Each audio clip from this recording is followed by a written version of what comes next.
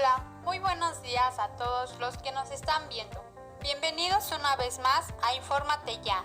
Soy María Paula y agradezco mucho que vean este programa que tiene como objetivo brindar información acerca de todo lo relacionado con el derecho laboral.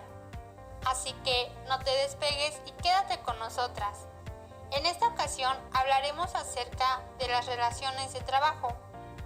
Para ello abordaremos los temas siguientes. 3.1 Relación individual de trabajo.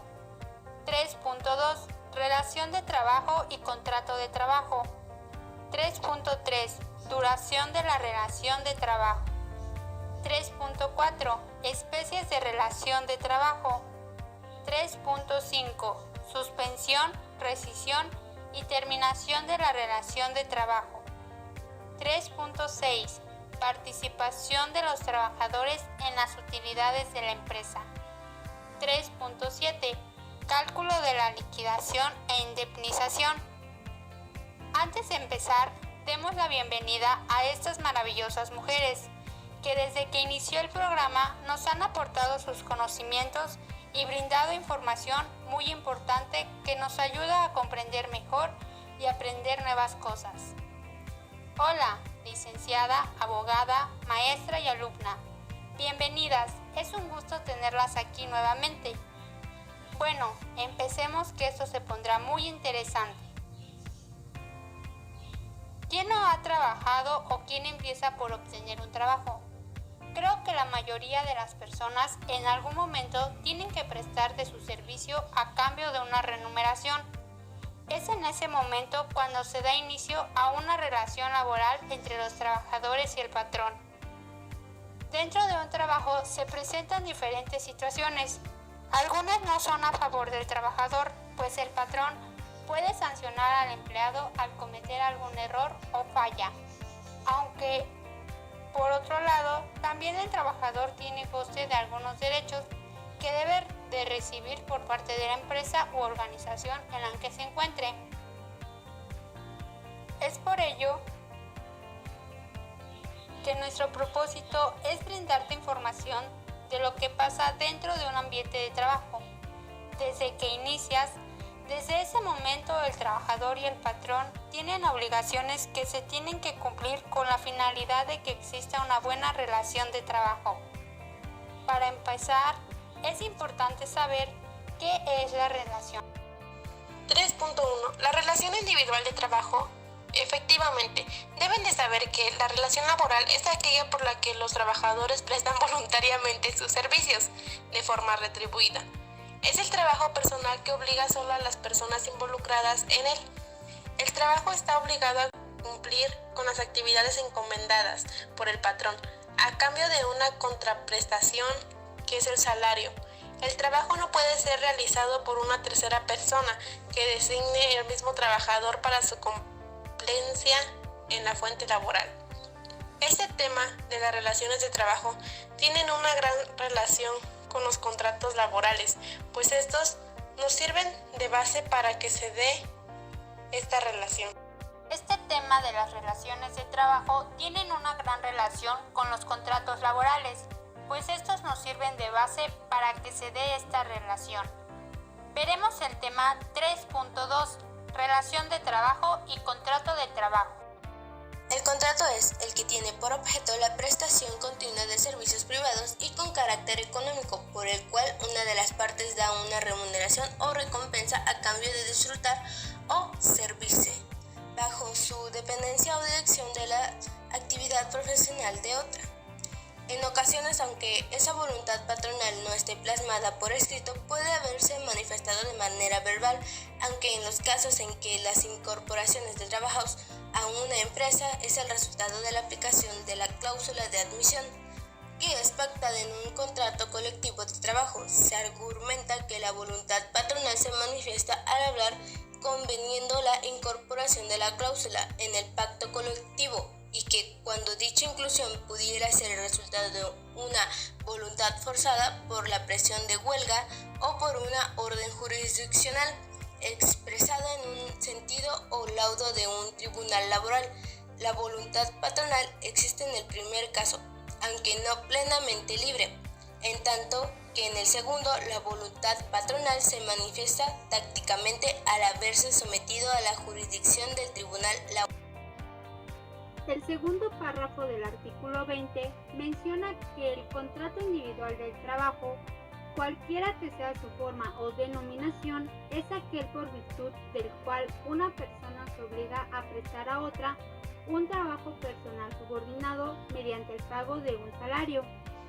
Entonces el contrato es simplemente un acuerdo de voluntades, siendo intrascendente para que surta todas sus consecuencias legales que se inicie o no la prestación del servicio. Así que es importante leer el contrato antes de firmarlo. Para ello tienes que darte cuenta de los requisitos indispensables que tiene que tener todos los contratos para que nazcan a la vida jurídica, los cuales son 1. Consentimiento y 2. Objeto que pueda ser materia del contrato. Si no tiene estos requisitos, el contrato ni siquiera nacerá, ya que debe estar el acuerdo de 2 o más personas en donde manifiestan su voluntad real sobre una situación jurídica que tiene por objeto producir consecuencias de derecho y su forma puede ser expresa o tácita.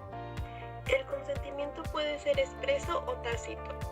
Bueno, en sí será expreso cuando la voluntad se manifiesta verbalmente por escrito, por medios electrónicos, ópticos o por cualquier otra tecnología o por signos inequívocos, y el tácito resultará de hechos o de actos que lo presuponen o que autoricen a presumir, excepto en los casos en que la ley o por convenio la voluntad deba manifestarse expresamente.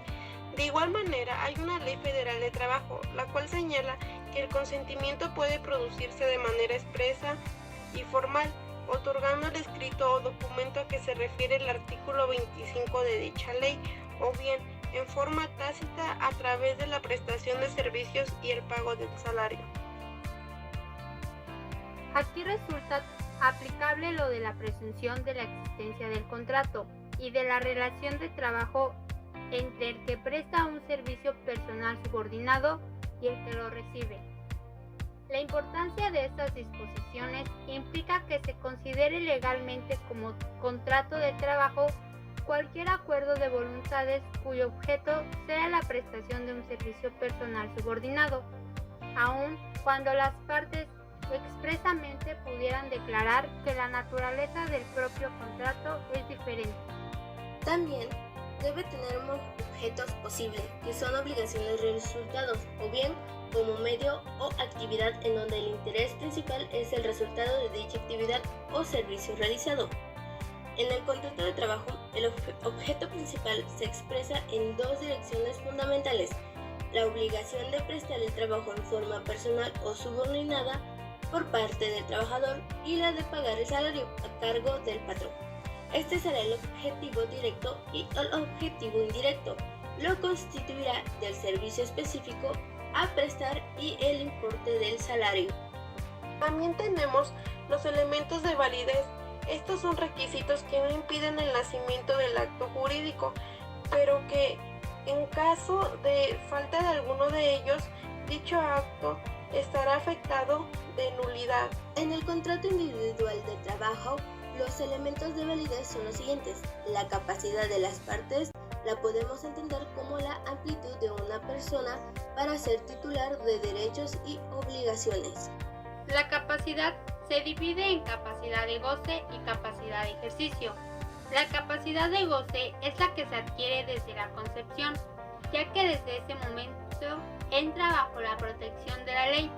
La capacidad del ejercicio es la que se adquiere con la mayoría de edad y consiste en la aptitud que tiene una persona para hacer valer sus derechos y cumplir sus obligaciones por sí misma. Otro elemento que tenemos que mencionar es la ausencia de vicios del consentimiento. Esto quiere decir que al momento de celebrar algún acto jurídico no se encuentre viciado la voluntad de las partes que intervienen en dicho acto jurídico y que dicha voluntad se manifieste de manera expresa sin que exista dolor, mala fe, error o violencia tanto física como moral o lesión.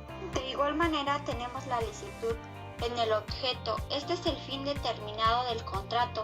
Son las intenciones internas del sujeto para obtener los resultados deseados. Es el fin a que quiere llegar. Claro, está que la finalidad, al ser expresada, tiene ciertos límites para ser considerada como lícita y no contravenir a las normas jurídicas, a la moral o a las buenas costumbres. Por otra parte, está la forma de todos los presupuestos de validez del negocio jurídico individual. Las condiciones de trabajo deben hacerse constar por escrito cuando no existan contratos colectivos aplicables. La forma es lo que más le preocupa al legislador, ya que habrá dos ejemplares, de los cuales quedará uno en poder de cada parte. El presupuesto permite tener un control de nuestros ingresos y gastos en un periodo de tiempo determinado, permitiendo de esta manera estimar de manera aproximada el estado financiero de la empresa y poder acometer inversiones futuras que de otro modo no serían posibles. Y de la presunción del contrato, ¿eso qué quiere decir? El artículo 21 establece que se presume la existencia del contrato y de la relación de trabajo entre el que presta un trabajo personal y el que lo recibe. Es frecuente que se otorguen otro nombre a esta figura, como ocurre, por ejemplo, con el contrato de prestación de servicios profesionales o aquel de comisión mercantil, con lo cual se pretende aparentar la generación de relaciones menos comprometedoras que la laboral. De aquí se desprende la misión expresa del legislador de considerar irrelevante la forma o denominación que se le dé a esta figura, que sí origina una prestación personal de servicios subordinada y remunerada, se trata de un contrato de trabajo. Es el trabajador que personalmente debe realizar el trabajo contratado, de modo que la ejecución del trabajo no puede ser delegada a un tercero. Quien debe elaborar es la persona contratada. Para la contratación se elabora un escrito que debe llevar algunas condiciones para que esté bien detallado.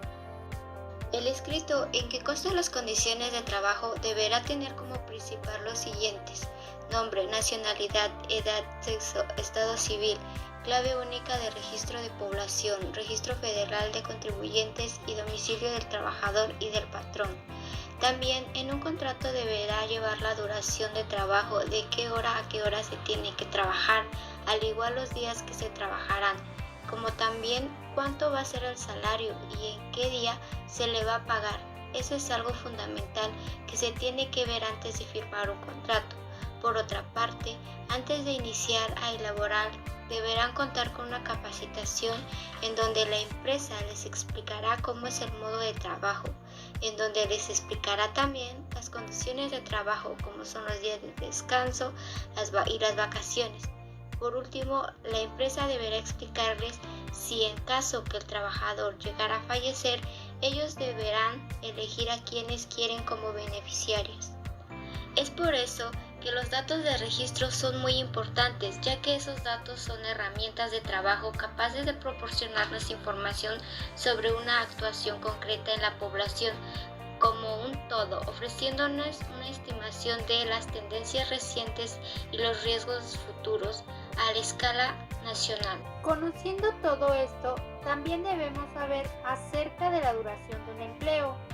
Para esto tenemos el tema 3.3, duración de la relación de trabajo. La duración en el empleo lo determina invariablemente el contrato de trabajo. Las relaciones de trabajo pueden ser para una obra y tiempo determinado o por tiempo indeterminado, y en caso podrá estar sujeta a prueba o a capacitación inicial. El contrato por tiempo determinado es el contrato por virtud del cual se establece en forma precisa la fecha de su duración, entendiendo que tiene una fecha de inicio y de término. Solamente existirá cuando la naturaleza del trabajo así lo exija. Es el caso de todos los trabajos temporales, promocionales, o bien se estipula cuando se pretende sustituir temporalmente a un trabajador por alguna licencia, vacaciones y capacidades, entre otros. Por ejemplo, ciertas tiendas departamentales en la temporada de fin de año contratan a trabajadores y únicamente durante esos meses de diciembre y enero para hacer frente a la demanda de sus clientes, hacen de sus productos servicios, ya que con el personal que cuentan no lo pueden realizar. También tenemos el contrato por tiempo indeterminado. Es el contrato que se conoce comúnmente como de planta o de base.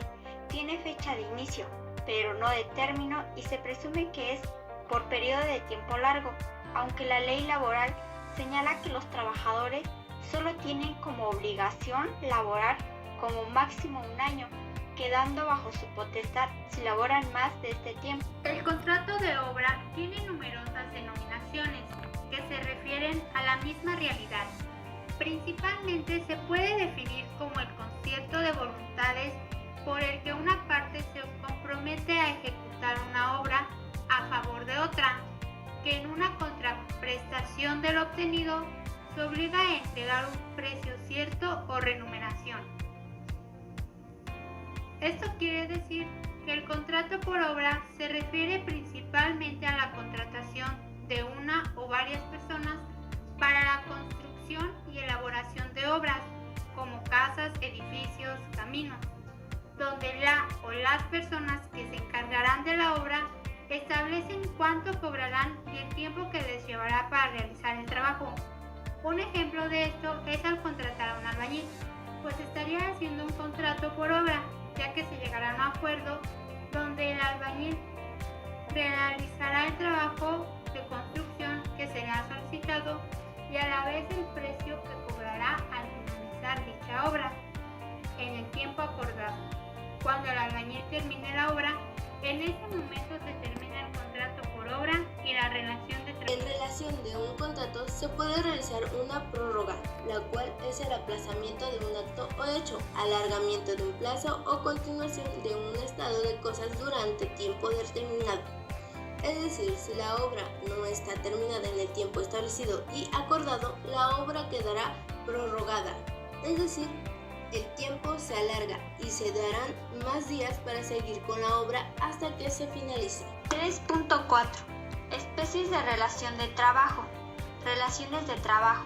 Se clasifican principalmente según el tiempo de duración de la relación laboral, también según el carácter del empleador, al igual que a la forma de contratar, y por último por el lugar de ejecución del trabajo. El primero puede ser tanto por tiempo indeterminado, donde al presentarse el contrato no existe una fecha para el término de esta relación laboral, o por tiempo determinado, donde sí se menciona la fecha de culminación del contrato. El segundo depende de quién sea el jefe inmediato, que pueda tratarse de una empresa pequeña o multinacional, en la cual la relación va a variar en base a las posibilidades que se presenten. En el tercero se puede diferenciar la relación basada en un contrato y en la que se concluye según el nombramiento, y en la última se da en un ambiente diferente a la sede de la empresa, ya que hoy en día se puede elaborar desde la comodidad del hogar o en espacios distintos debido al avance de la tecnología. Otra forma de clasificarse también es el según la extensión de la jornada laboral. En este aspecto es fundamental que desde el comienzo de la relación laboral se concrete o acuerde un horario el cual el empleado tiene la obligación de cumplir para poder realizar sus actividades diarias y poder evitar algunos conflictos que puedan generar la suspensión del desarrollo laboral. A veces cuando las cosas no salen como uno espera, se lleva a cabo una suspensión. Para entender mejor esto, tenemos el tema 3.5, suspensión, rescisión y terminación de la relación de trabajo. Para todos los que nos están viendo, pongan mucha atención. La suspensión es la interrupción temporal de una relación laboral, personales subordinados por parte del trabajador y del pago del salario como obligación del patrón.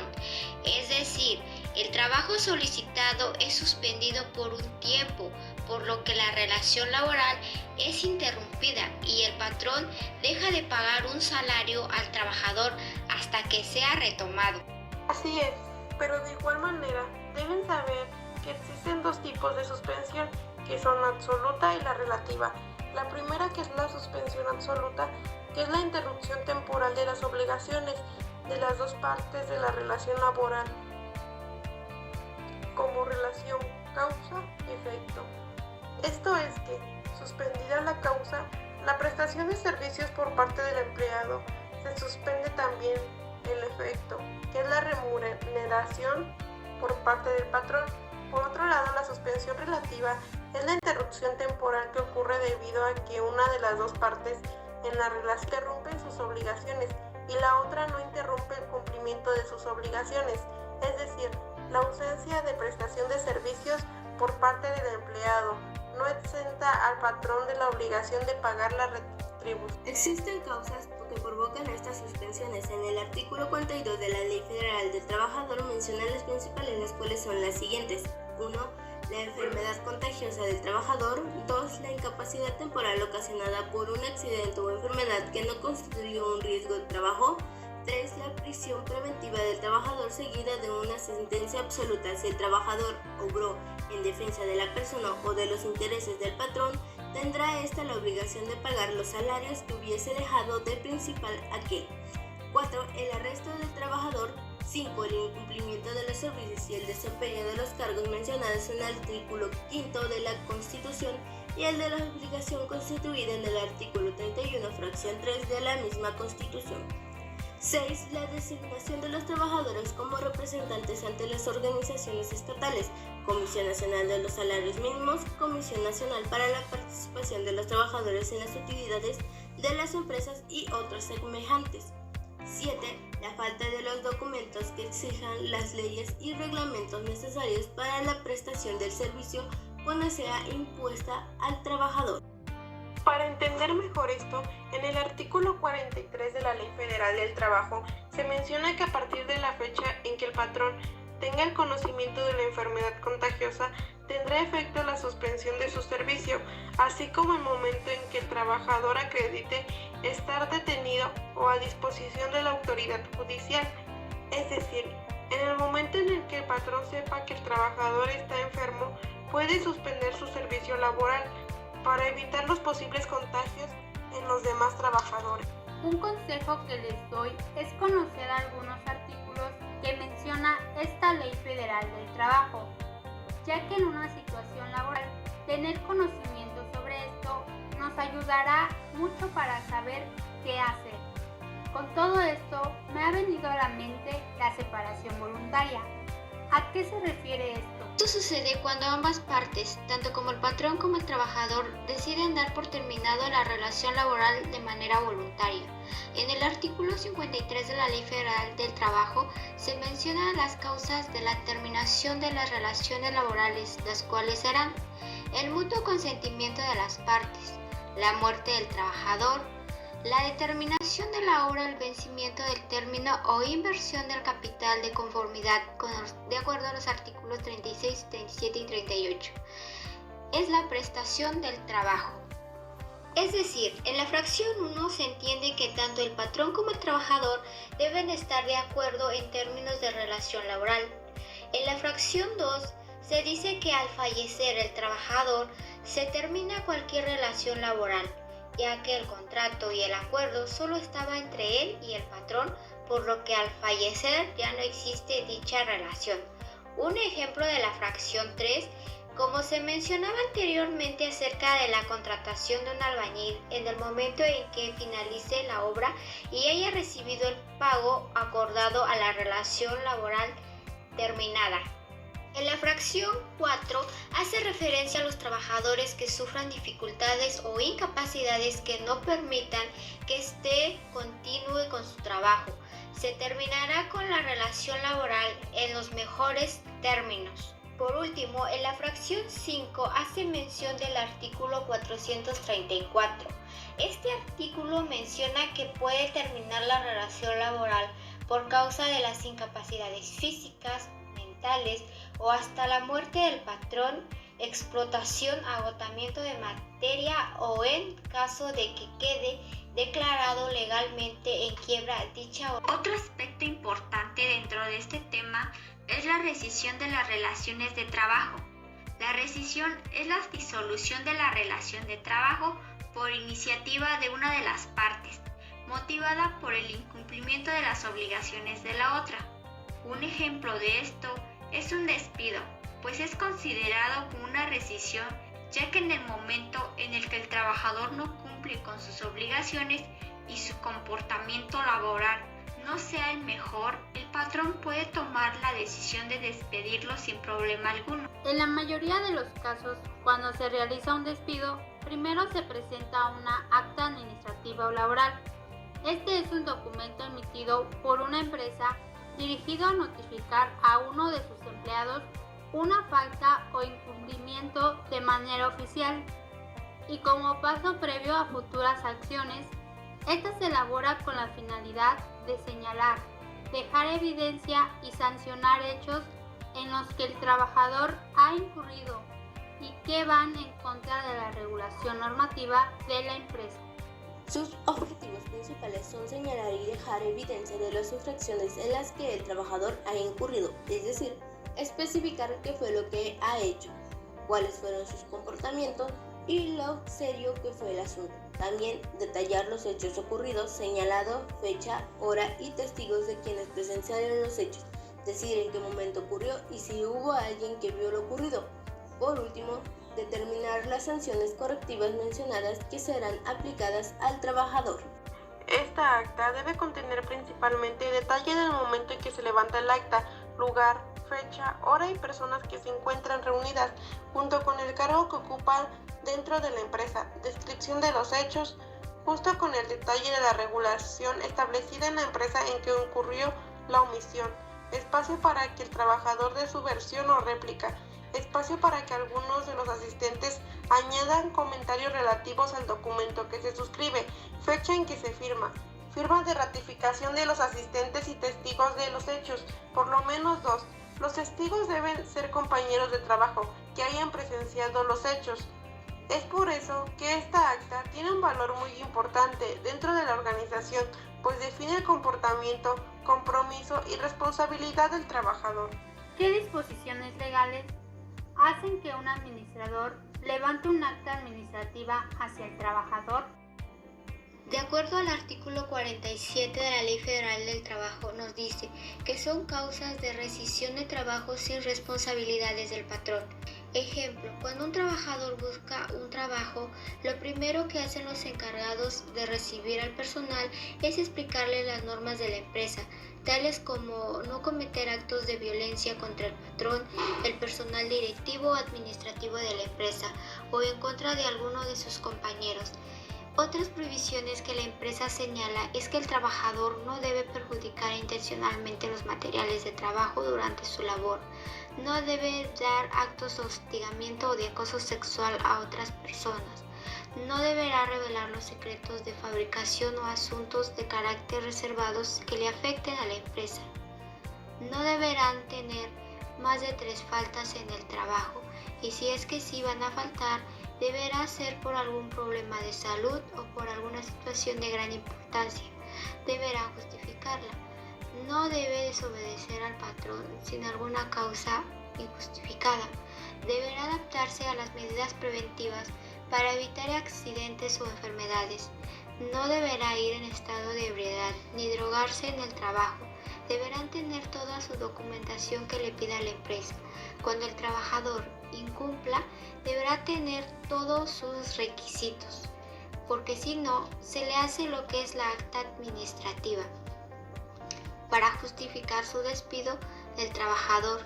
Es por eso que el patrón deberá darle un aviso escrito personalmente, en donde justifique claramente su conducta, que lo motivan a la rescisión, y deberá llevar fecha en que se cometieron estos problemas.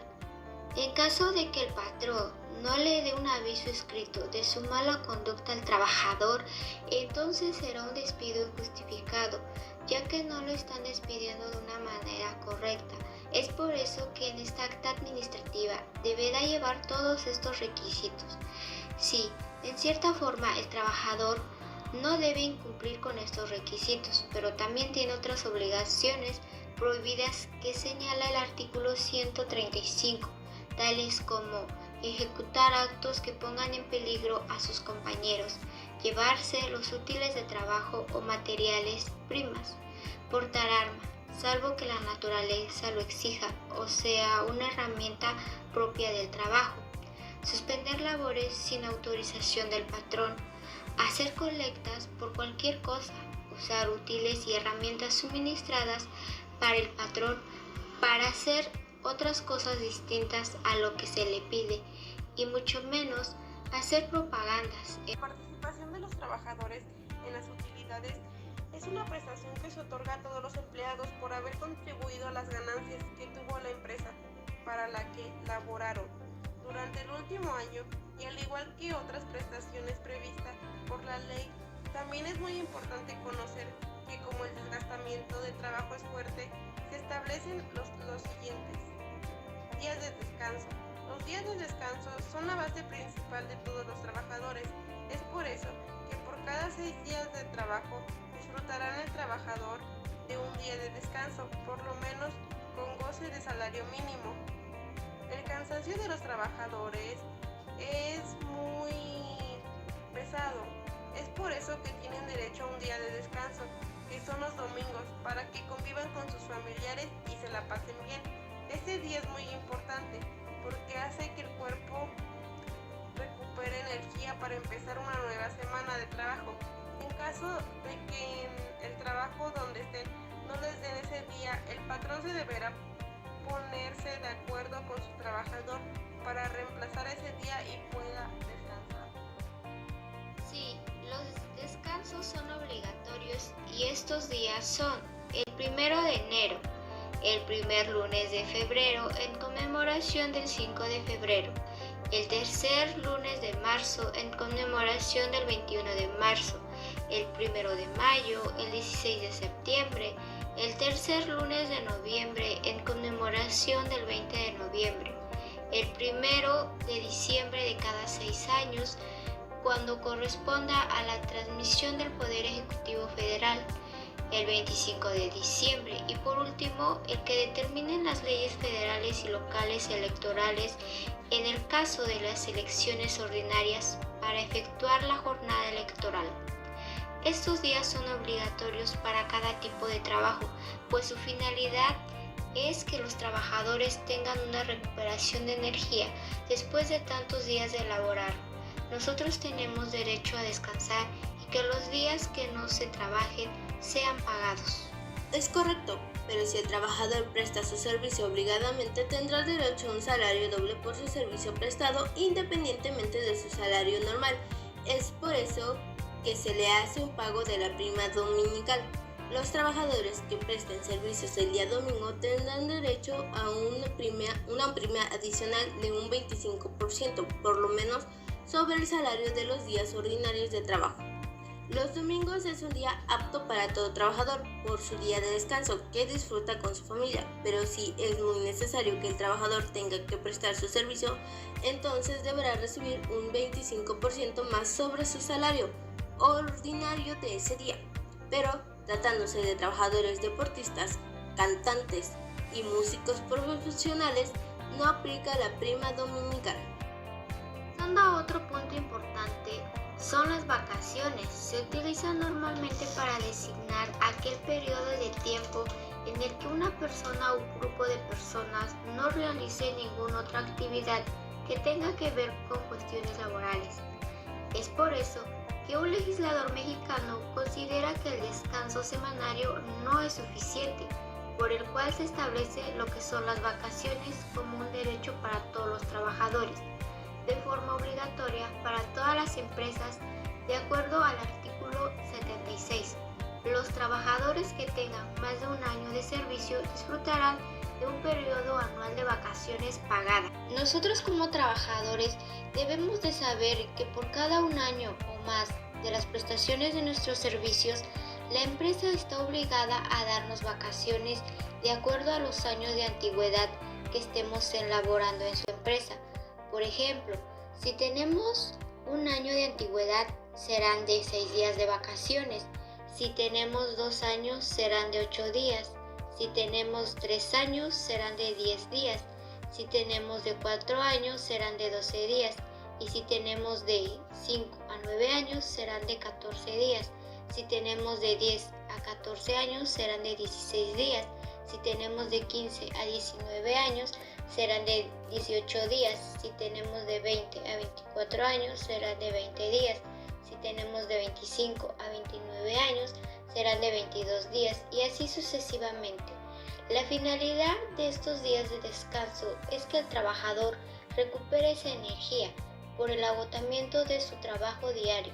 Es por eso que las empresas están obligadas a pagarle sus vacaciones cada cuando cumplan el año en su trabajo.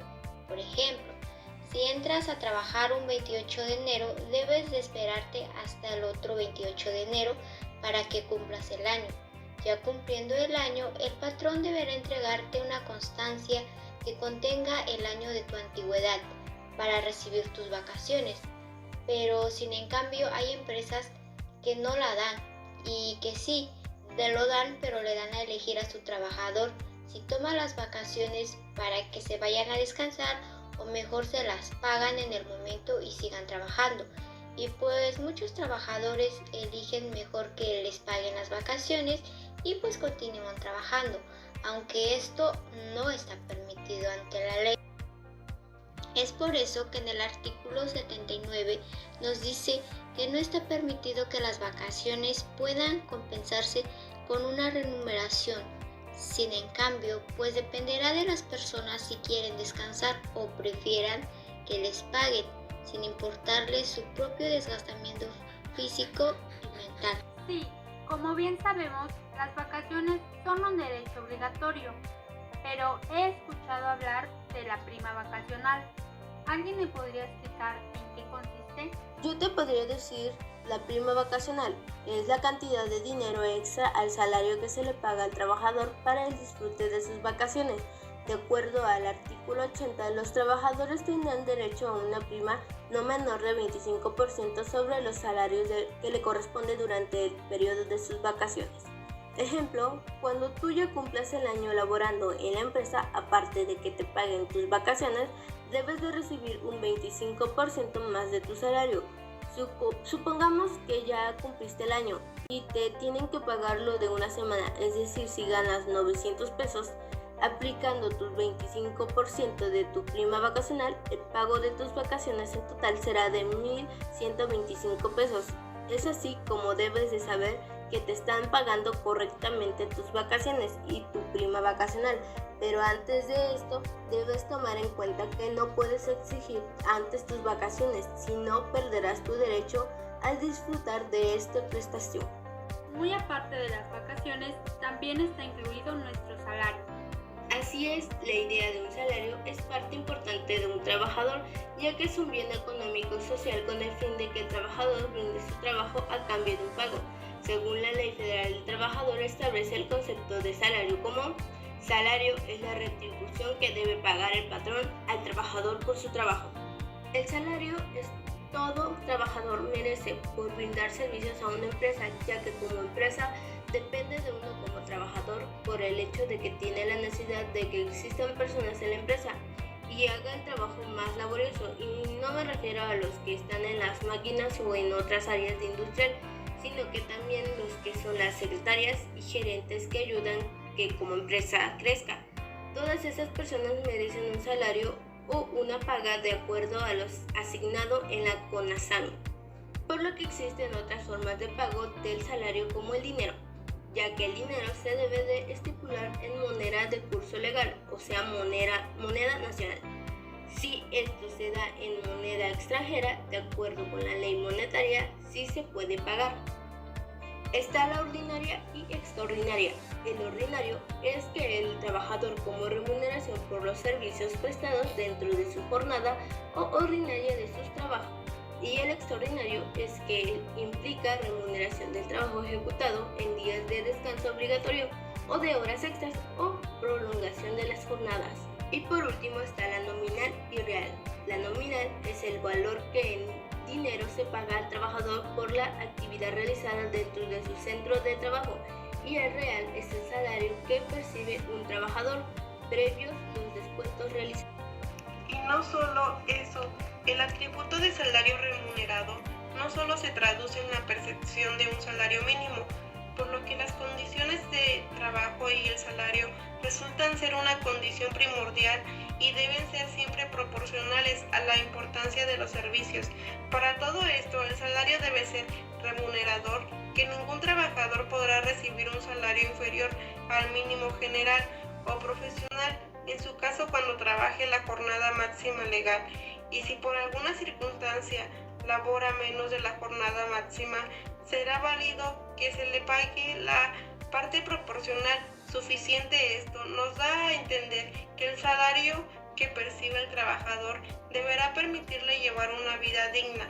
Según el artículo 3 de la Ley Laboral, el trabajador deberá efectuarse en condiciones que aseguren un nivel económico decoroso para el trabajador y familia. Es decir, el salario se pagará directamente al trabajador y este debe ser suficiente para que el trabajador pueda cubrir sus necesidades económicas y gastos personales. Su salario dependerá de la actividad que realiza, por lo que el salario remunerado será la cantidad de dinero o cosas que se da a una persona como pago de su servicio o trabajo. De igual manera, debe ser determinado o determinable. Esto quiere decir que el escrito en el consisten las condiciones de trabajo deberá contener, entre otros requisitos, la forma y monto del salario, y debe ser cubierto periódicamente, ya que el pago del salario está sometido en cuanto a su oportunidad a disposición precisas. Y con respecto a las personas que desempeñan un trabajo material, la ley laboral exige que se les cubra semanalmente su pago. Esto establece que los demás trabajadores su pago se efectúa cada quincena o bien cada 15 días. Esta regla admite de hecho ciertas modalidades, como el salario de comisión resulta posible, y es una práctica constante que se haga en base a liquidaciones mensuales o incluso conforme se recupera la cartera de clientes asignada a esto, por lo que el salario es una base importante y que existen diferentes formas de pago, sin mencionar que se pagarán cada semana o en su defecto cada quincena, pero igual depende del tipo de trabajo. Por otra parte, el salario debe ser pagado con moneda legal, ya que en la Ley Federal del Trabajador, según el artículo 101, dice que el salario debe pagarse precisamente con moneda de curso legal, no siendo permitido hacerlo en mercancías, vales, fichas o cualquier otro signo representativo con que se pretende sustituir la moneda. Por otro lado, las prestaciones deben ser apropiadas y proporcional al salario pagado en efectivo, considerando siempre lo establecido en la Ley Impuesto sobre la Renta, capítulo de previsiones sociales, para que las mismas sean deducidas. Según el artículo 102 de la Ley Federal del Trabajo, se determina que las prestaciones en especie deberán ser apropiadas al uso personal del trabajador y de su familia y razonablemente proporcionadas al momento del salario que se pague en efectivo. Esto se relaciona con las prestaciones que tiene por objeto satisfacer las necesidades, ya sean presentes o futuras, como el otorgar beneficios a favor de los trabajadores, permitiéndoles el mejoramiento en su vida y en la de su familia. De estos se destacan las despensas para los trabajadores y sus hijos y otras prestaciones de previsión social que se concedan de manera general de acuerdo con las leyes o por contratos de trabajo. ¿Y qué hay de los aguinaldos? El aguinaldo es la obligación de un jefe de pagar a los trabajadores antes del 20 de diciembre. Comprende únicamente a aquellos que está laborando en la fecha en que se liquide este, y en atención a la finalidad que hay prestación. Para ello, existen tres tipos de personas que pueden cobrar. Los trabajadores en régimen de productividad cobran un salario, aquella cuya relación con el que les paguen este servicio cobran un sueldo o pago. Los que cobran por su asistencia profesional reciben honorarios. Para ello se encuentra la Comisión Nacional de los Salarios Mínimos, el cual publica que el salario mínimo general es aplicable para el 2020, por lo que Luisa María Acalde Julán destaca que el salario mínimo en el área dominicana en el resto del país será de 123.22 pesos a partir del 1 de enero del 2020, Por lo mientras, en la zona libre de la frontera norte pasó de 176.22 a 185.56 pesos diarios. Para pasar con un punto importante, veremos el tema 3.7, cálculo de liquidación e indemnizaciones. ¿Alguien de ustedes podría explicar qué es una indemnización y todo lo relacionado con esto? Una indemnización es la compensación por haber ocasionado un daño, ya sea de manera activa o pasiva a otra persona. La forma común de compensar es con dinero, por tanto la indemnización suele ser monetaria. Ahora, hablando de una indemnización laboral, está sujeta al tipo de despido y los años de servicio prestado por el empleado. Como vamos a ver, no es la misma para todos los casos. Por ejemplo, al producirse un despido, el empleado tiene derecho a una indemnización laboral como compensación por los servicios prestados durante un tiempo determinado. Pero ojo, muchos nos vamos con la finta de que aquella persona conocida, ya sea amiga o prima o la persona que sea, le dieron una indemnización, vamos a suponer de unos, ¿qué les parece? Unos 45,000 pesos. Y te cuentan y tú dices, ay, pues a mí me ocurrió algo similar y pues a mí no me dieron esa cantidad, me dieron menos o me dieron más, o también puede que les digan, pues a mí me pagaron dicha cantidad y volví a mi trabajo. Pues claro, todo eso se puede, pero como lo dije anteriormente, la indemnización laboral no es la misma y se pueden dar cuenta en el ejemplo que les pongo. No para todos los casos va a ser lo mismo, depende de consideraciones como el tipo de despido. Ahora les explicaremos sobre las indemnizaciones laboral según el tipo de despido. Pues bien, dependiendo de las circunstancias y el tipo de despido, así será el tipo de indemnización que recibirá el empleado. Una de estas es la indemnización por despido en ERES. En caso de que el despido sea colectivo, cada uno de los empleados recibirá una cantidad económica correspondiente a 20 días de trabajo por año dedicado a la organización. Por ejemplo, cuando el empresario o patrón finaliza el contrato laboral de varios trabajadores por cuestiones económicas, falta de producción o un claro ejemplo visto por contingencias inesperadas, como ahorita que afectó a los empresarios el COVID-19, entonces la indemnización en ERE puede negociarse entre el empresario y los representantes de los trabajadores.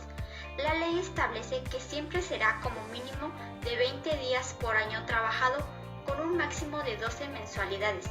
Si hay periodo de tiempo inferior, se prorratean por mensualidades. Indemnización en caso de dimisión del trabajador. Si el empleado decide finalizar el contrato laboral por voluntad propia, la empresa no está obligada a pagar ningún tipo de indemnización laboral.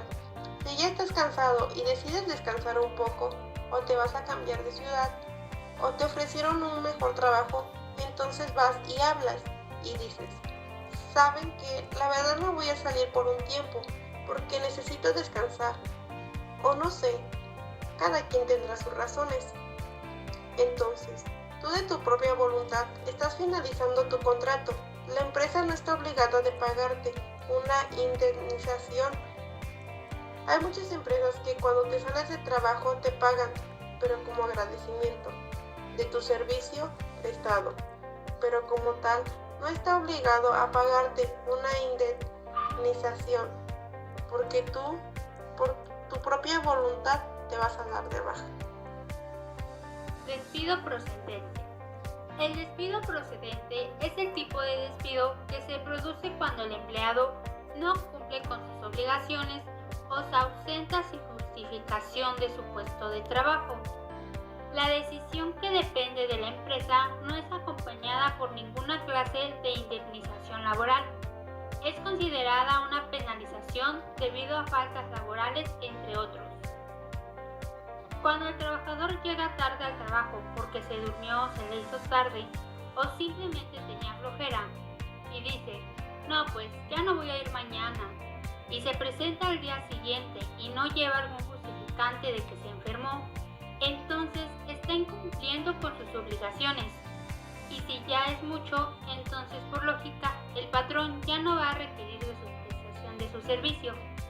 y le va a dar las gracias, lo va a despedir, pero el trabajador no tiene derecho a una indemnización, ya que las empresas por su incumplimiento y con las justificaciones no les dará nada. Por otra parte, la indemnización por despido improcedente se produce sin ninguna causa que lo justifique. El empleado cumple con sus obligaciones durante el horario de trabajo acordado y sin que prevalezca otro motivo. La indemnización será de 45 días por año trabajado. Si el trabajador cumple con todo lo que la empresa le pide y es muy responsable, llega puntual a la hora de trabajo. Si falta, es porque se enfermó y lleva un justificante. Pero aún así el patrón lo despide, nada más porque no le cae bien, lo discrimina o acosa, y por esta razón lo despide, ahí sí la empresa está obligada a pagar una indemnización favorable, ya que el trabajador estará en todo su derecho de que le paguen su despido injustificado. Además que el trabajador elegirá si quiere seguir trabajando o ya no. En el artículo 48 de la Ley Federal del Trabajo nos dice: el trabajador podrá solicitar ante la autoridad conciliadora ante un tribunal, si no existe arreglo conciliatorio, que se reinstale en el trabajo en el que se desempeñaba o que se le indemnice con el importe de 3 meses de salario, a razón de que corresponda a la fecha en la que se realice el pago. Si el trabajador es despedido, va y habla con el patrón y no se presenta para tener una conversación o para que al menos le explique el porqué de él lo despidió, entonces el trabajador se cansará de esperar una respuesta y no llega a un acuerdo con el patrón. El trabajador se puede ir al tribunal a dar sus inconformidades de lo ocurrido en el trabajo. Entonces el patrón se tiene que presentar y si no lleva algo que le haga justificar el despido del trabajador, si el trabajador quiere que le pague su indemnización, el patrón solo le pagará 3 meses de salario. Pero si el trabajador necesita mucho el trabajo y decide reinstalarse, el patrón tiene que volver a reinstalar al trabajador, pero ya no le pagará una indemnización, o es la reinstalación o el pago. Pero si el patrón ni lo reinstala ni le paga, entonces también el trabajador tiene derecho a que le paguen sus salarios vencidos desde la fecha del despido hasta por el último periodo máximo de 12 meses. Si el patrón no paga y sigue inconforme, pero no tiene pruebas a favor, también deberá pagarle los intereses sobre el importe de 15 días de salario. Y si el trabajador llega a fallecer en el transcurso del conflicto, el patrón dejará de pagarle los salarios vencidos. ¿Qué pasa si el legislador acepta que el patrón se llegue a negar la reinstalación? ¿Cuáles serán los motivos por los cuales el patrón se negará? Pues pasa que el patrón de verdad tenga motivos. Algunos de los motivos serían que el trabajador tenga una antigüedad menor a 1 año. Ejemplo, si trabajan en una empresa y los despiden y quieren que el patrón los reinstale en su labor, pero si no llevan ni 1 año y solo tienen 3 meses, el patrón, por el tiempo que no es mucho de estancia en la empresa, no va a querer que vuelvan a laborar. Que se trate de un trabajador de confianza. Por ejemplo, si eres administrador o director, entonces eres un trabajador de confianza porque estás apegado al patrón, pero incumples con lo que dice el patrón o brindan información a otra persona que el patrón solo les confió. Entonces, el patrón lógicamente no va a querer reinstalarlo, ya que no seguiría siendo de confianza y no puede tener gente así trabajando en su empresa. Que se trate de un trabajador doméstico. Si trabajan de empleada doméstica y agarran dinero sin permiso o si cuidan a niños y los maltratan, también el patrón se va a negar a reinstalarlo, ya que va a ser mejor que busque a otra persona a que siga necesitando de su servicio. Que el trabajador tenga un trabajo en contacto directo y permanente con el patrón, imposibilitando la relación de trabajo. Que se trate de un trabajo eventual. Si trabajas en una empresa, pero nada más por tiempos determinados y no tienes un contrato firmado como tal, entonces el patrón se va a negar a reinstalarlo, ya que no es parte de la organización. Para finalizar este tema y pasar a otro, es muy importante recordar que si tu despido es injustificado, tienes derecho al pago de una indemnización de 3 meses. Pero si tu despido es justificado, no tienes derecho a un pago alguno, ya que solo te darán un agradecimiento por la prestación de tu servicio. Recuérdalo. Ahora quisiera que también les diéramos información sobre la prescripción de las acciones laborales del trabajador. ¿A qué se refiere esto? Bueno, para empezar por definir qué es la prescripción laboral y cuáles son sus plazos, los derechos laborales tienen un tiempo de vigencia para ser reclamados. El empleado cuenta con un periodo límite para proceder con las acciones legales que propenden por la exigencia de las obligaciones incumplidas por el empleador. El principio de restricción de los derechos laborales reprende a los criterios judiciales de razonabilidad y proporcionalidad. Esto quiere decir que no vas a ir el día que quieras o en el tiempo que quieras para ir a hacer una reclamación, pues como en todo, cada caso tiene un tiempo determinado para llevarse a cabo dicha petición, así que no dejen para después lo que se puede hacer en un momento, porque si no, ya no se puede hacer nada, así que ponte muy atento. Muy bien, ahora se han de preguntar cuáles son los plazos. Pues bien, está principios por mes.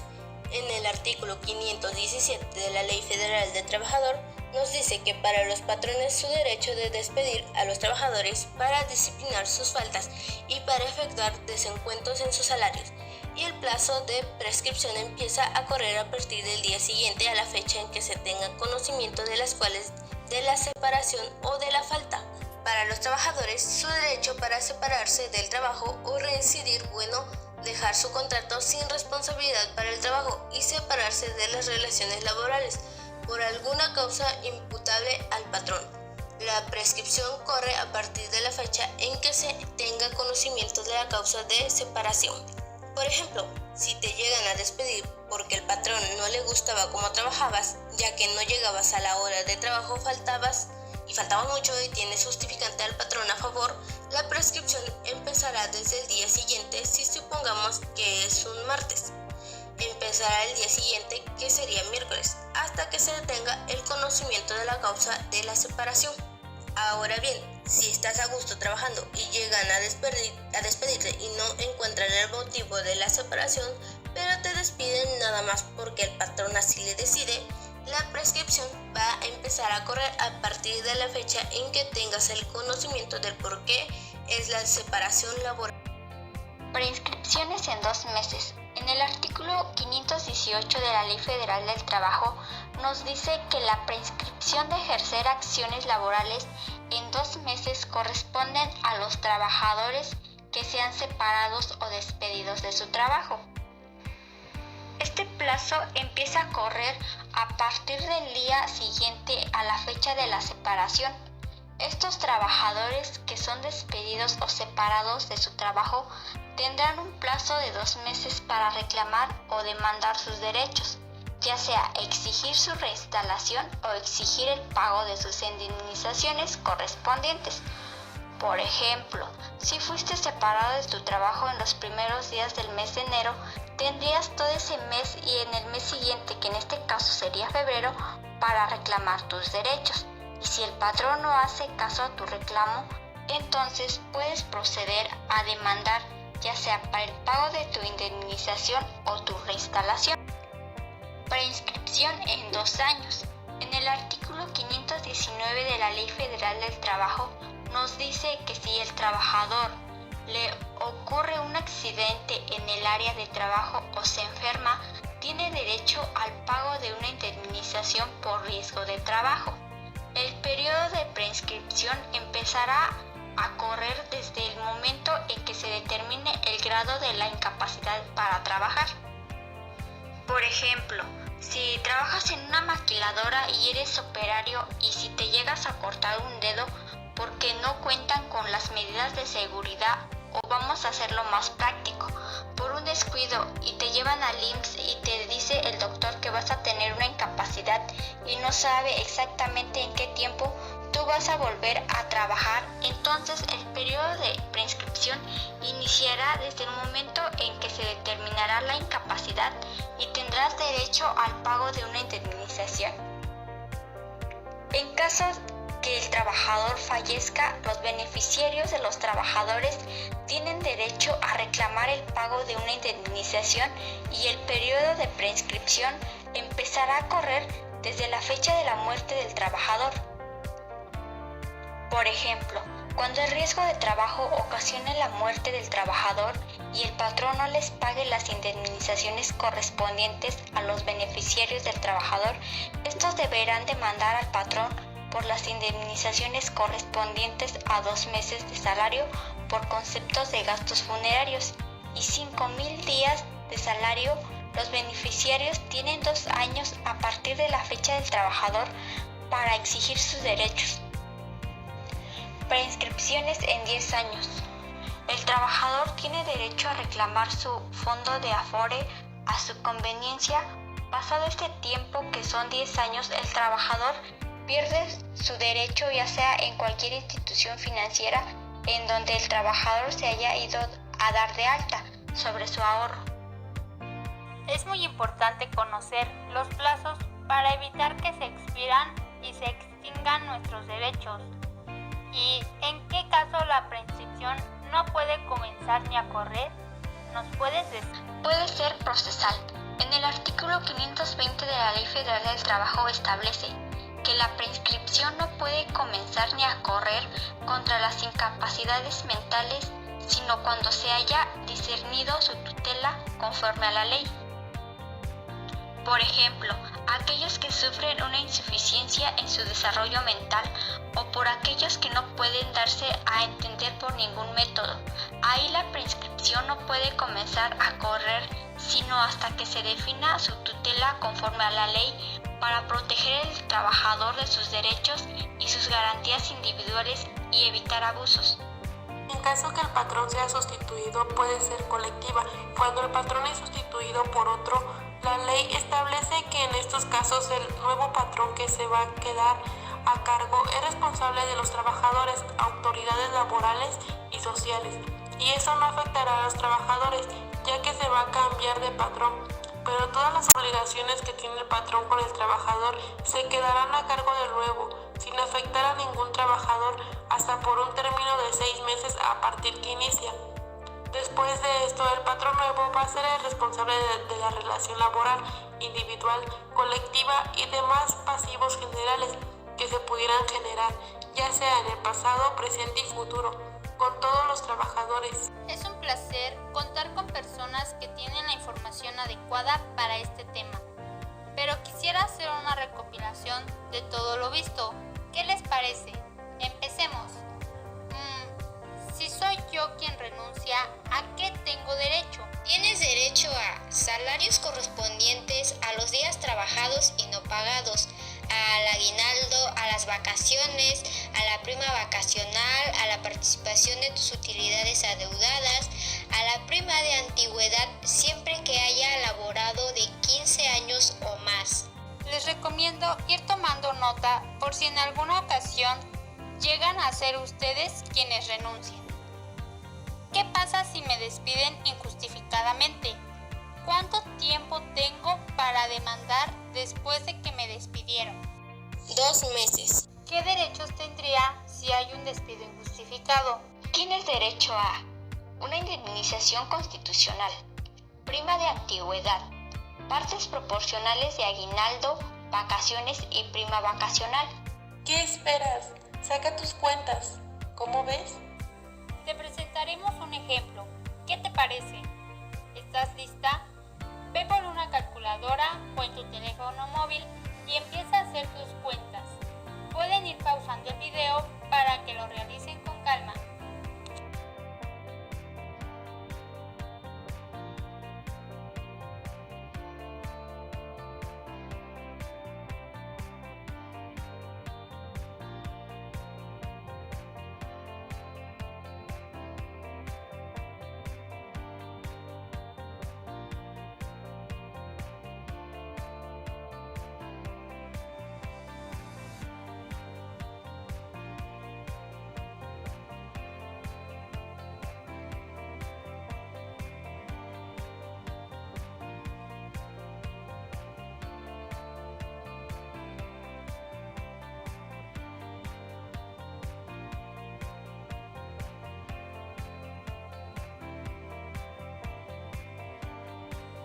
gracias por toda esta información.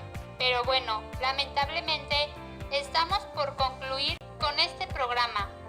Antes de finalizar, me gustaría saber qué es lo que se llevan de todo lo compartido en este podcast.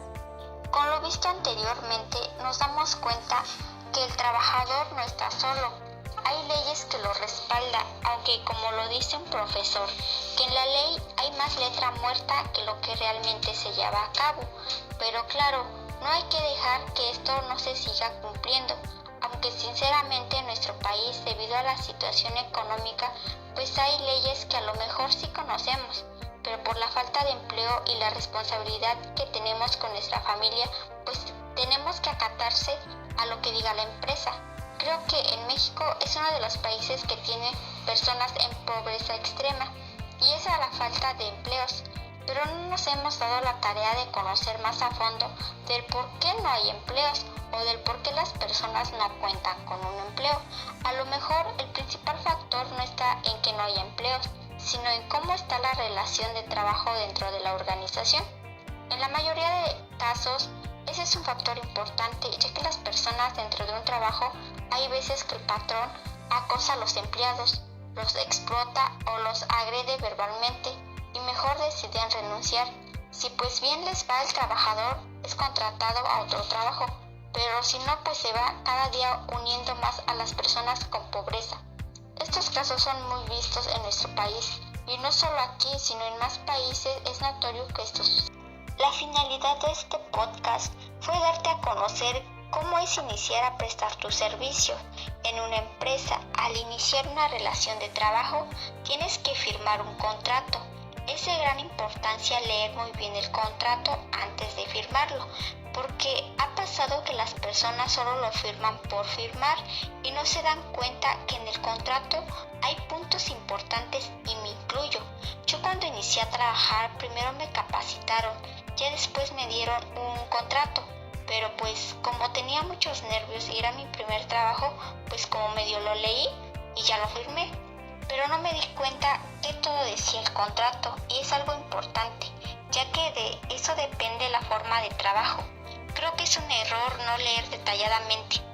Al mañana te despiden y no tienes herramientas con las cuales tú justifiques que en el contrato no mencionaba dicha acción. Así que más que nada aprendamos a leer bien todo lo que firmamos y aprender a pedir información, por ejemplo, cómo es el modo de trabajo, los horarios establecidos, cómo va a ser el tipo de salario, los beneficios que te puede otorgar la empresa. Tuve el gusto de conocer dentro de mi trabajo el ambiente que se vivía, la relación de trabajo más que nada, pero si nos ponemos a conocer las leyes, sí hay muchas cosas que no se cumplían o no se siguen cumpliendo, más bien dicho. Aparte de todo esto, hay otro punto importante que sí quisiera que tengan muy en cuenta, y es lo de los despidos. Conozcan bien qué derechos tienen si se llegan a salir o los llegan a despedir, hagan sus cuentas.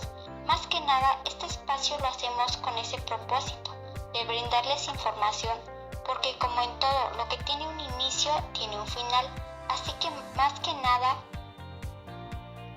yo lo hago con la intención de tenerlos informados y que realmente se hagan valer los derechos de los trabajadores. Con respecto a todo esto, con ser un trabajador es un dilema, ya que aplica mucho lo que es un salario por otorgar un servicio. Y muy claro todo esto, porque bueno, esto le sucedió mucho a mi mamá, porque en uno de sus trabajos, que fue como que recepcionista de un hotel aquí donde vivo, bueno, no solo fue la recepcionista, sino que también era la que limpiaba el hotel y era la única que hacía ambas cosas. O sea, no es como que hubiese muchos clientes, pero hasta cuando eran días festivos ella solo era la que atendía la recepción y limpiaba los cuartos, e incluso eran días que ni a dormir llegaba por estar atendiendo el hotel.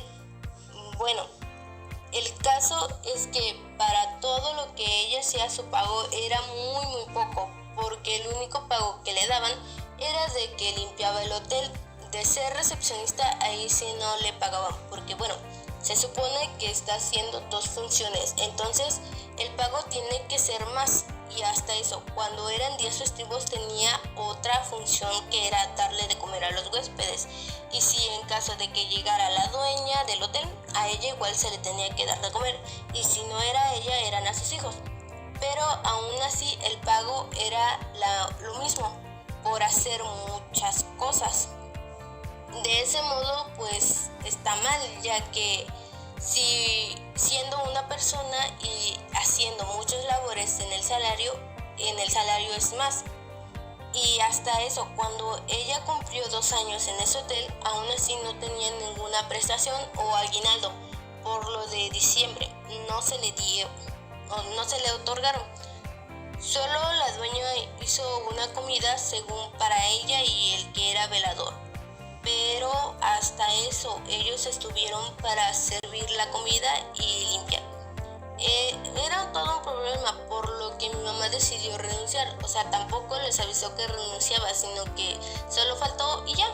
Pero pues no se le respetaba todo lo de sus salarios y su aguinaldo. O sea, prácticamente ni sus descansos. Y si es que ni le pagaban hasta la siguiente semana, pero no era su pago completo, le quedaban a deber. Entonces como que eso es una parte importante para un trabajador, porque uno ofrece su servicio, entonces se tiene que pagar. No todo mundo lo hace gratis. ¿Quién dice que nada en este mundo es gratis o regalado? Pues así con todo.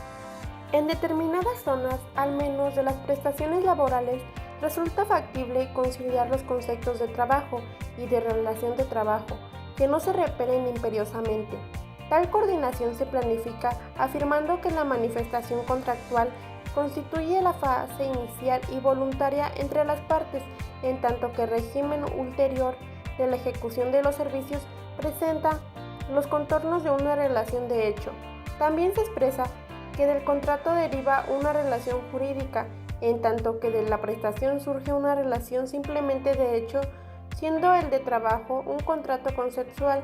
Es evidente que la relación jurídica se iniciará tan pronto como el concierto de voluntades se produzca por la manifestación del consentimiento, mientras la relación de trabajo surgirá cuando el trabajador comience la prestación de su actividad profesional bajo la dirección del patrono. Es importante redactar un contrato, ya que no es sencillo. Al hacerlo, es necesario asegurarse que se cumple con todos los requisitos legales y que no se deja ningún cabo suelto, ya que así como un contrato bien hecho puede protegernos, un contrato mal redactado puede acarrear problemas y preocupaciones en el futuro. Es esencial a la hora de firmar un contrato que quienes lo hacen estén capacitados para hacerlo, ya que ese es un elemento esencial para la validez del contrato. Si las partes no tienen capacidad legal para contratar o no cumplen con la actitud jurídica para ejercer derechos y contraer obligaciones, el contrato no será válido. También la incapacidad, cuando una persona está enferma, contagia a más trabajadores, así que el cierre provisional se tiene que hacer en las instalaciones, por ejemplo, ya que son causas comunes de suspensión de la relación laboral. Por eso, es importante conocer los tipos de paro laboral y sus efectos. Por ejemplo, a causa del nuevo coronavirus, la posibilidad de una suspensión de labores ha sido fuente de incertidumbre para los empleados. Sin embargo, la ley obliga a los empleados a seguir pagando los salarios mínimos. Debido a mi experiencia laboral, ahora comprendo el porqué de las cosas. Yo cuando inicié a trabajar no sabía que era muy importante que nosotros contábamos con derechos al estar trabajando. Cuando yo inicié a trabajar, me dieron capacitación y nos hicieron firmar un contrato de trabajo. Y como tal es cierto que no nos dan una copia de tu contrato porque pues no les conviene hacerlo. Por lo que vi, en la empresa que trabajaba incumplieron el derecho del día de descanso, porque desde que tengo yo entendido, desde ese día nosotros nos hacían trabajar, sin importarles si estábamos cansados o no. Y lo peor de todo es que no nos pagaban al doble los domingos y solo nos pagaban el día como un día normal de trabajo. pero pues como nadie sabe de las faltas que la empresa hace, nadie dice nada. Y pues sí, sinceramente, el trabajo estaba cansado, pero teníamos que soportar todos estos días sin descansar. Aunque fue solo por un tiempo, la empresa como tal estaba incumpliendo con la ley. Y en cuestión de pagarnos también, no lo hacían. Es por eso que después de llevar 2 años trabajando, decidí salirme de trabajar. Así nada más, sin importarme lo que la empresa me tenía que dar. Como por ejemplo, cuando yo me salí, la empresa tenía que darme una indemnización por mis 2 años de servicio. Pero como yo no sabía que hay leyes en ese tipo de situación, entonces la empresa se quedó con todo lo que me correspondía. Y sí, sinceramente me dijeron que me quedara otra semana más trabajando para que ellos me pagaran como tal mi indemnización, pero por ignorancia no me esperé más y me decidí salirme en ese momento. Hasta ahora entiendo que ante todos los trabajadores tienen derecho, que nos respaldan en caso de que la empresa no quiera cumplir con los requisitos. Es que algunos de estos derechos no se cumplen aún estando escrita en la Ley Federal de Trabajo. Lamentablemente vivimos en un país que solo hace valer lo que le conviene. Los demás tan siquiera les interesa si se cumple. Pero en cierta forma hay que estar bien informados de lo que realmente sí nos interesa saber como trabajadores y hacer valer nuestros derechos. Por ejemplo, yo he visto que en una empresa de maquiladora tienen a sus trabajadores bien sometidos al trabajo y que en su hora de entrada es a las 7 de la mañana. Ya en su hora de salida dependerá si se apuran o no. En una ocasión tuve la oportunidad de platicar con una trabajadora de esa maquila y me dijo que el trato dentro de esa planta es muy feo porque siempre están detrás de ellos exigiéndoles su trabajo. Pero lo peor de todo es que no cuentan con ninguna prestación de ley. No les dan vacaciones en cuestión de sus días de descanso.